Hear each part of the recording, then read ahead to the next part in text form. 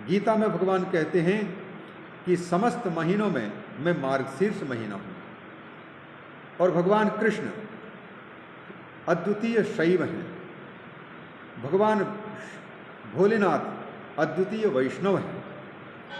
एक वैष्णव है, शंकर जी परम वैष्णव हैं और विष्णु जी परम शैव हैं।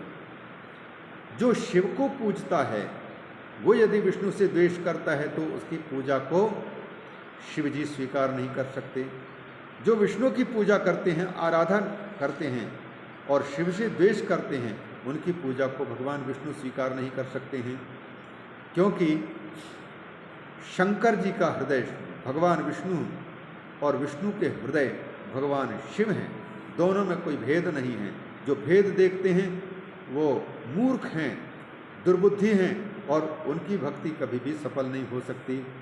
शिवस्य हृदयं विष्णोश्च हृदयं शिवः एतयोर्भेदमापन्नः कुंभे पाकं व्रजे नरः। इन दोनों में भेद देखने वाले को कुंभीपाक नाम के नरक में जाना पड़ता है। तो मार्गशीर्ष महीने को, जिसमें कि भगवान भोलेनाथ ज्योतिर्मय लिंग के रूप में अपने आप को प्रकट किया था, वो मार्गशीर्ष के महीने में हुआ था, आर्द्रा नक्षत्र में किया था। इसलिए इन दोनों को समझाते हुए कहते हैं कि हे अर्भकौ, बच्चों, मैंने जो पहले मार्गशीर्ष महीने में अनल रूप से, स्तंभ रूप से अपने आप को प्रकट किया था, वो आर्द्रायाम मार्गशीर्ष, अतः उस समय पर मार्गशीर्ष के महीने में आर्द्रा नक्षत्र में जो मेरे पूजा को देखेगा, जो मेरा दर्शन करेगा और पूजा करेगा, उसका फल तो सुनो। आर्द्रायाम मार्गशीर्षेतु यह पश्येत् माम उमा सखम। भगवती भवानी का दर्शन करते हुए मुझे, मेरा दर्शन करेंगे, उनको मद्वेरमपि वा लिंगम सगुहात अपि मे प्रियः। इतना ही नहीं, शिवलिंग का तो दर्शन करें ही करें, भगवती भवानी का दर्शन भी करें, वीर रूप में, प्रतिमा के रूप में मेरा जो दर्शन करते हैं और मेरे शिवलिंग रूप में दर्शन करते हैं, वे लोग गुहात अपि मे प्रियः,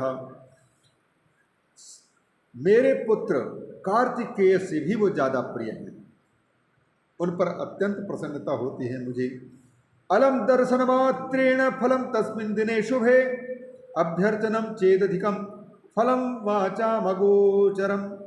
अरे दर्शन मात्र से जब इतना बड़ा फल मिल रहा है शिवरात्रि के समय पर, मार्गशीर्ष में आर्द्रा नक्षत्र को जब इस प्रकार से भगवान भोलेनाथ के शिवलिंग का दर्शन और प्रतिमा का दर्शन करते हैं, तो उनका फल जब वाणी से परे है और साथ ही साथ भगवान स्वयं कह रहे हैं कि वो मेरे ज्येष्ठ पुत्र कार्तिकेय से भी ज़्यादा प्रिय है मुझे, तो फिर भगवान की यदि उस दिन कोई पूजा करे तब तो उसका फल क्या कहा जा सकता है। नंदकेश्वर भगवान कहते हैं अभ्यर्चनम चेत अधिकम फलम वाचाम अगोचरम। तो फिर वो वाणी से परे है, उसका क्या फल होगा, कितना बड़ा फल होगा। रणरंग तले मुस्मिन यदहम लिंगवर्ष्मणा जृंभतो लिंगवत तस्मात् लिंगस्थानमिदं भवेत्। भोलेनाथ ने दोनों से, ब्रह्मा और विष्णु से कहना जारी रखा, कहा कि इस रणभूमि में जो लोग मेरे, क्योंकि इस भूमि पर मैं लिंग का रूप धारण करके, ज्योतिर्लिंग रूप धारण करके अपने आप को प्रकट किया था, जृंभतो लिंगवत तस्मात्, इसलिए इस स्थान का नाम लिंग स्थानम पड़ेगा। जृंभतो लिंगवत तस्मात् लिंगस्थानमिदं भवेत्। अनाद्यन्तमिदं स्तंभम अणुमात्रं भविष्यति दर्शनार्थम ही जगतां पूजनार्थम ही पुत्रकौ। बेटा, दोनों पुत्रों, जिस ज्योतिर्मय लिंग का आदि अंत तुम दोनों जान नहीं सके, तो दुनिया के लोग इस ज्योतिर्मय स्तंभ का आदि अंत क्या जान पाएंगे। अतः उन पर करुणा करके, उन पर दया करके वो पूरी तरह से देख सकें और मेरी पूजा करने का अधिकार भी उनको मिल सके। नहीं तो इतने बड़े रूप को देख करके कौन पूजा कर पाएगा। चढ़ाना है कुछ फूल वूल तो कहाँ चढ़ाएंगे। तो भगवान शंकर कहते हैं आज से यह जो अनादि और अनंत रूप है, अब यह स्तंभम अणुमात्रम भविष्यति, छोटे रूप में आ जाएगा, ताकि लोग इसका दर्शन भी कर सकें और साथ ही साथ पूजन भी कर सकें। दर्शनार्थम ही जगताम पूजनार्थम ही पुत्रकौ।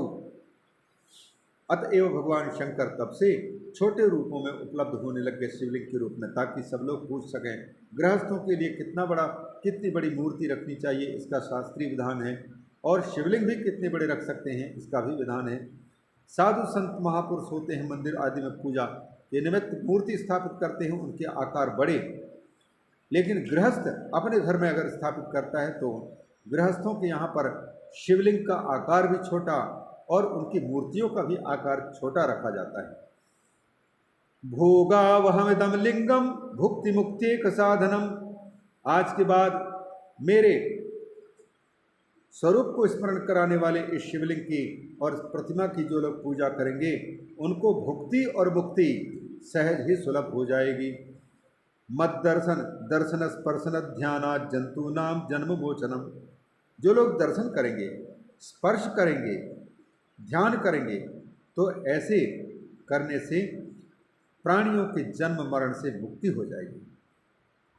अनलाचल संकाशम यदिदम लिंगमुत्थितम।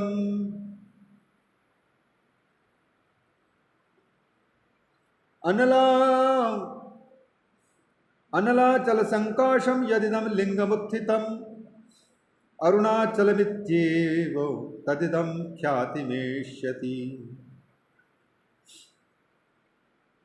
यह जो अनल अचल की भांति अर्थात अग्नि के पर्वत की भांति यह जो लिंग उठा हुआ था, अरुणाचलम इत्येव तदिदम ख्यातिमेष्यति, इस अचल का नाम भी अरुणाचल या लाल अचल की भांति यह प्रसिद्ध हो जाएगा।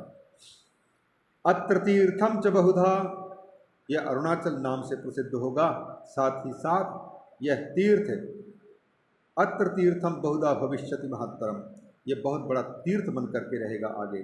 मुक्तिरप्यत्र जंतूनाम वासेन मरणेन च।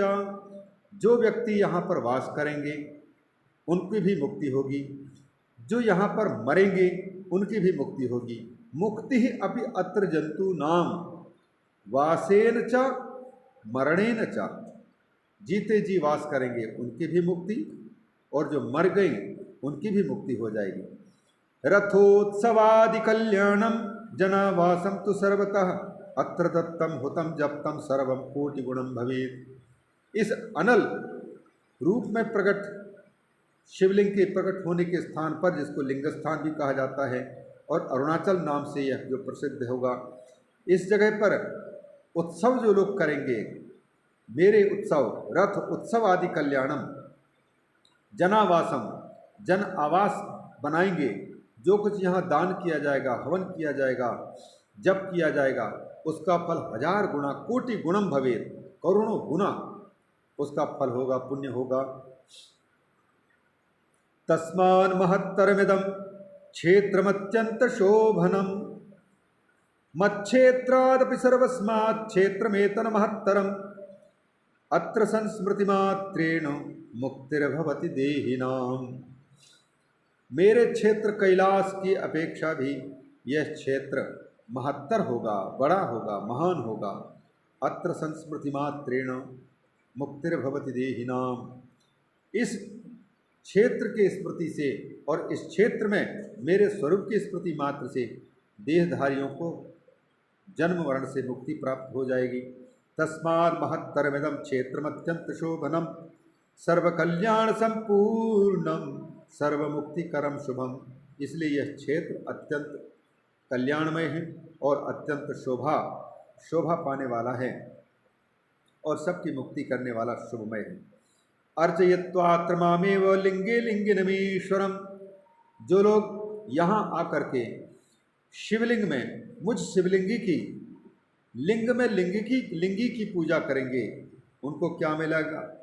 पूजा करने वाले को सालोक्यम चैव सामीप्यम सारूप्यम सार्चिरेव च सायुज्यमिति पंचैते क्रियादीनां फलम मतम। उस पूजा का फल क्या मिलेगा उनको? सालोक्य सार्ष्टि सामीप्य सारूप्यैकत्वमप्युत। सालोक्य, सार्ष्टि, सामीप्य, सारूप्य और एकत्व मतलब सायुज्य मोक्ष, ये सब के सब दुर्लभ नहीं होंगे। भक्त की इच्छा के अनुरूप ये मुक्तियां उनको मिल जाएंगी। सायुज्यम इति पंचैते, ये 5 मुक्तियां क्रियादीनां फलम मतम, यहाँ की पूजा का फल मिलेगा उनको। सर्वे यूयं सकलम प्राप्स्यथाशु मनोरथम। सभी तुम लोगों को यहाँ रह करके और अपने अपने मनोरथों को पूर्ण कर सकोगे। इस प्रकार से कहते हैं नंदकेश्वर। अब कहना चाहते हैं भगवान सनत कुमार से कि हे सनत कुमार, इत्यनुगृह्य भगवान विनीतौ विधि माधव यत्पूर्वं प्रहतं युद्धं तयोः सैन्यं परस्परम। ब्रह्मा जी और माधव भगवान विष्णु जो कि हाथ जोड़ करके खड़े थे विनीत भाव से, और दोनों आपस में युद्ध कर रहे थे और उनके सैन्य भी परस्पर टकरा रहे थे।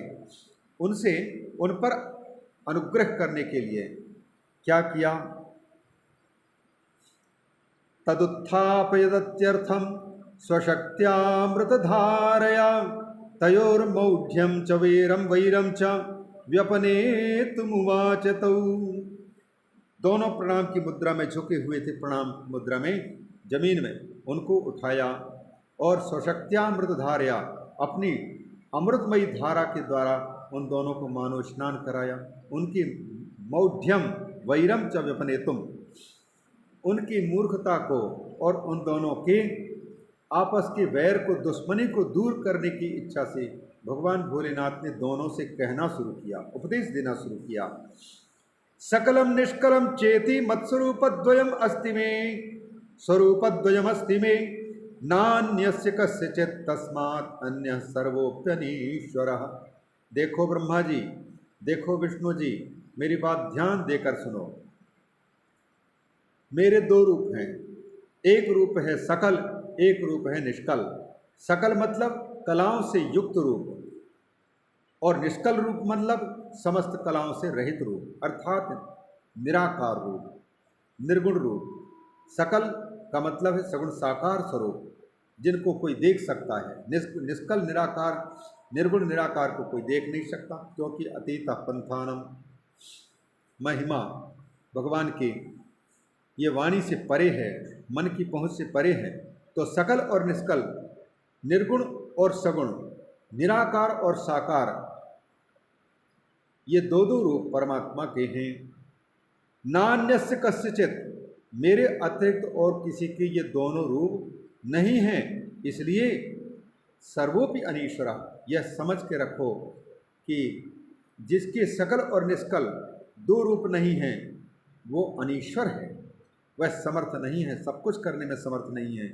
अतः समझ लो कि इस पूरे विश्व के विश्वनाथ कौन है। ईश्वरों के भी ईश्वर, महान ईश्वर महेश्वर कौन है। देवों के ऊपर में भी शासन करने वाले देवों के देव महादेव कौन है, ये आप दोनों समझ सकते हो। आपस में अब विवाद मत करना कि हम बड़े हैं, हम बड़े हैं। जो अपने आप को बड़ा कहता है वो बड़ा नहीं होता है, वो छोटा हो जाता है।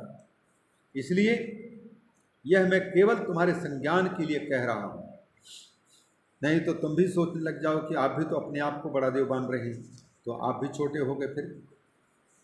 तो बस केवल संज्ञान के लिए बोल रहा हूँ, कोई अभिमान अहंकारी नहीं हूँ कि अभिमान करके मैं एक दूसरे को नीचा दिखाने के लिए कह रहा हूँ। पुरस्तात् स्तंभ रूपेण पश्चाद रूपेण चार्वकौ, ब्रह्मत्वं निष्कलं प्रोक्तम ईशत्वं सकलम तथा। पुरस्तात् स्तंभ रूपेण पश्चात रूपेण चार्वकौ, पहले तो स्तंभ के रूप में प्रकट हुआ और इसके बाद फिर साक्षात मेरे असली रूप को प्रकट किया, मतलब मेरे रूप को प्रकट किया। ब्रह्मत्वम निष्कलम प्रोक्तम, इसलिए निष्कल होना ही ये ब्रह्मत्व की बात, ब्रह्मत्व के लक्षण है। अर्थात ब्रह्म वही हो सकता है जो निष्कल है। तो निष्कलम ब्रह्मत्वम प्रोक्तम ईशत्वम सकलम तथा, और जो ईश्वर रूप है ब्रह्म तो निर्गुण निराकार निष्कल है, और जो ईश्वर है शासन करने वाला वो सकल रूप है। अतः सकल जगत की पालन पोषण करता है, उत्पत्ति संहार आदि करता है। द्वयम ममैव संसिद्धम न मदन्यस्य कस्यचित्, ये दो रूप केवल मेरे हैं और किसी दूसरे के नहीं हैं। तस्मात् ईशत्वम अन्येषाम युवयोरपि न क्वचित्, भोलेनाथ कहते हैं इसलिए न केवल तुम दोनों के ही, बल्कि तुम्हारे अतिरिक्त जितने भी अपने आप को ईश्वर मानने वाले लोग हैं उनमें वह ईशत्व नहीं है और निष्कलत्व सकलत्व एक साथ नहीं है। तदज्ञानेन वाम वृत्तम ईशमानं महाद्भुतम तन्निराकर्तुमये मत्रैव मुत्थितोऽहं रणक्षितौ।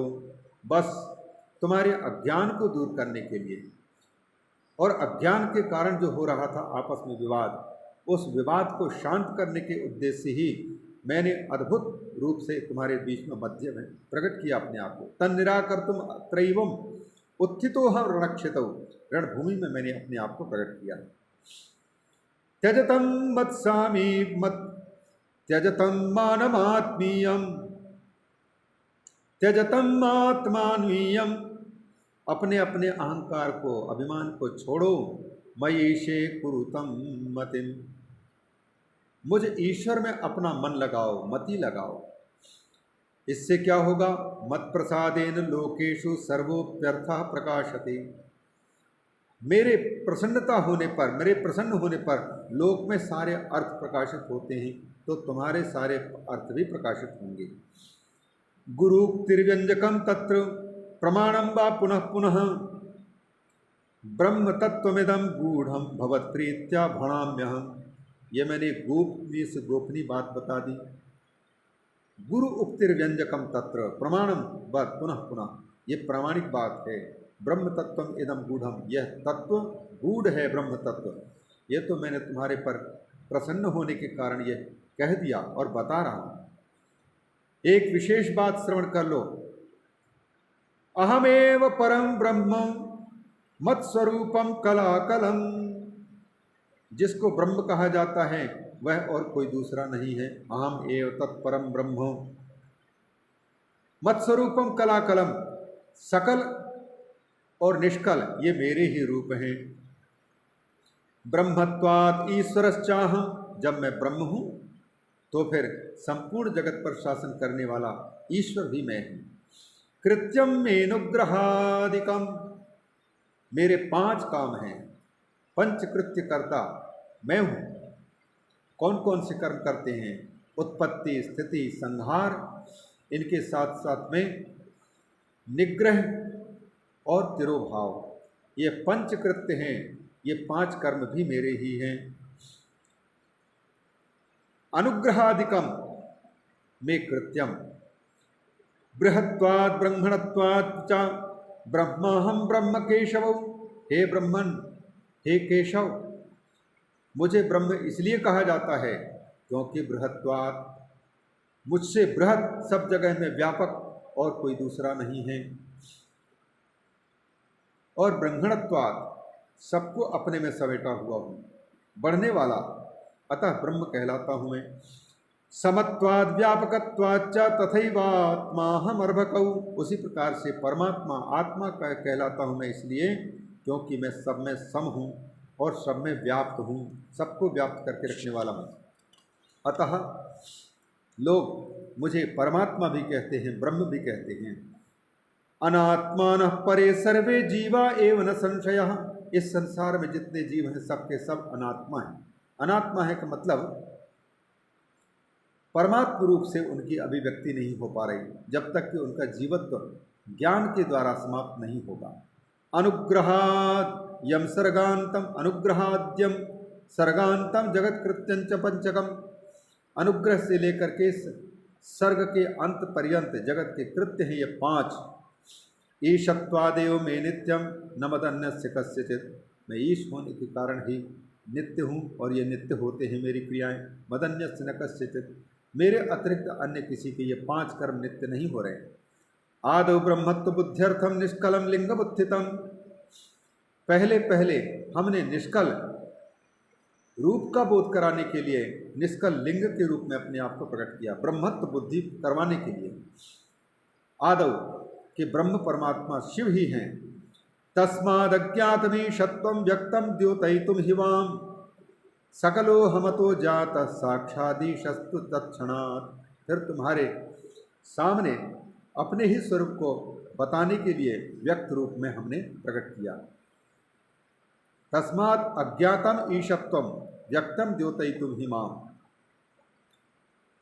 ईशत्व ज्ञात नहीं है और व्यक्त होकर के सब कुछ पालन करते हैं, यह द्योतित करने के लिए ही मैं सकल रूप धारण कर लेता हूँ। सकलो हम अतो जाता साक्षात ईशस्तु तत्क्षणात्। उसी वक्त में सकल रूप धारण कर लिया, मूर्त प्रतिमा की भांति प्रकट हुआ।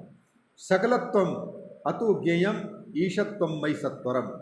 अतः ईशत्व मुझ में ही जानना चाहिए और सकलत्व मुझ में ही जानना चाहिए। यदिदम निष्कलम स्तंभम मम ब्रह्मत्व बोधकम। यह जो अनल के रूप में ज्योतिर्मय लिंग प्रकट हुआ था, यह मेरे निर्गुण निराकार निष्कल रूप का बोध कराने के लिए प्रकट हुआ था। ब्रह्मत्व बोधकम लिंग लक्षण युक्तत्वात् मम लिंगम भवेदिदम। क्योंकि ये लिंगाकार है, अतएव इसको यह लिंग कहलाता है। और लीनम अर्थम गमयति, छिपे हुए अर्थ का बोध कराता है। अतः इस संसार में प्रत्येक वस्तु लिंग ही है जो भगवान शिव का ज्ञापक हैं। पृथ्वी, अष्टमूर्तियाँ भगवान शिव के, आकाश, पृथ्वी, जल, तेज, वायु, आकाश तो है ही। आत्मा जिसको यजमान कहा जाता है, सूर्य और चंद्रमा, ये दोनों भी उन्हीं परमात्मा के हैं। अग्नि तो पहले ही आ चुका। तो 8 मूर्तियाँ भगवान शिव के हैं। ये शिव के ज्ञापक होने से शिवलिंग भी हैं। वैसे देखा जाए तो प्रत्येक वस्तु शिव की ओर ही इंगित करता है। महत्पूज्यम मदात्मकम इदम नित्यम। यह मेरा मदात्मक है, मेरा रूपात्मक है। तदिदम नित्यम नभ्यर्च्यम युवाभ्याम अत्र पुत्रकौ। अतः इस शिवलिंग की तुम दोनों के दोनों अर्चना करना, नित्य अर्चना करना। मदात्मकम इदम नित्यम, यह शिवलिंग मेरा ही रूप है। और मम सानिध्य कारण, जो लोग इसकी अर्चना, आराधना, पूजा करते हैं वो मेरी सन्निधि प्राप्त कर लेते हैं। इसलिए मत सन्निधि के ये कारण है। महत्पूज्यम इदम, ये महान है, पूजनीय है। और नित्यम अभेदात लिंग लिंगिनो, लिंग और लिंगी दोनों के अभेद का सूचक भी है। अतः शिवलिंग और शिव में कोई अंतर नहीं समझना चाहिए। यत्र प्रतिष्ठितम येन मदीयम लिंगमीदृशम तत्र प्रतिष्ठितः सोहम अप्रतिष्ठोपि वत्सकौ। हे पुत्रो, जहाँ कहीं भी शिवलिंग के रूप में मेरी प्रतिष्ठा की गई है, वहाँ मेरी प्रतिष्ठा कोई करे या ना करे, मैं स्वयं वहाँ पर बिना प्रतिष्ठा के भी प्रतिष्ठित हो चुका होता हूँ। यत्र प्रतिष्ठितम येन मदीयम लिंगम ईदृशम तत्र प्रतिष्ठितः सोहम अप्रतिष्ठोपि वत्सकौ। मत्साम्यमेकलिंगस्य स्थापने फलमेरितम। एक बार एक लिंग की स्थापना यदि कोई करता है तो उसका फल मिलता है मेरी समता की प्राप्ति। यह फल है उसका। द्वितीय स्थापिते लिंगे मदैक्यम फलमेव ही। दूसरे शिवलिंग की स्थापना यदि कर दी तो उस व्यक्ति को भगवान के साथ में एकता की प्राप्ति, सायुज्य मुक्ति की, एकत्व की प्राप्ति हो जाती है। लिंगम प्राधान्यता स्थाप्यम तथा वेरम तो गौणकम। मुख्य रूप से शिवलिंग की स्थापना करनी चाहिए और गौण रूप से भगवान की प्रतिमा की स्थापना, वेर की स्थापना करनी चाहिए। लिंगाभावे न तत्क्षेत्रम सवेरमपि सर्वतः। देखो विष्णु और देखो ब्रह्मन, क्षेत्र उसको कहा जाता है जहाँ पर शिवलिंग की स्थापना हुई हो।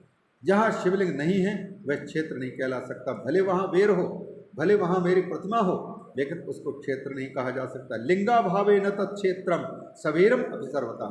अतएव अविमुक्त क्षेत्र कहलाता है काशी, जहाँ पर दुनिया की लोगों को कहीं मुक्ति नहीं मिल रही हो, उनके लिए वाराणसी गति है। अगतिका नाम वाराणसी गति, अविमुक्त क्षेत्रम वाराणसी नगरम। जिनकी कहीं मुक्ति नहीं हो, भगवान भोलेनाथ उनको भी मुक्त कर देते हैं। अतः अविमुक्ता नाम ईश्वरम शंकरम ये यजंते ते मुक्तिम लभंते। अविमुक्त मुक्तेश्वर भगवान का जो भजन पूजन करते हैं उनकी मुक्ति होती है। इति श्री शिव महापुराणे प्रथमायां विद्येश्वर संहितायां शिवस्य महेश्वराभिधान वर्णनम नाम नवमोऽध्याय। श्री शंकरार्पणमस्तु। बोले शंकर भगवान की जय।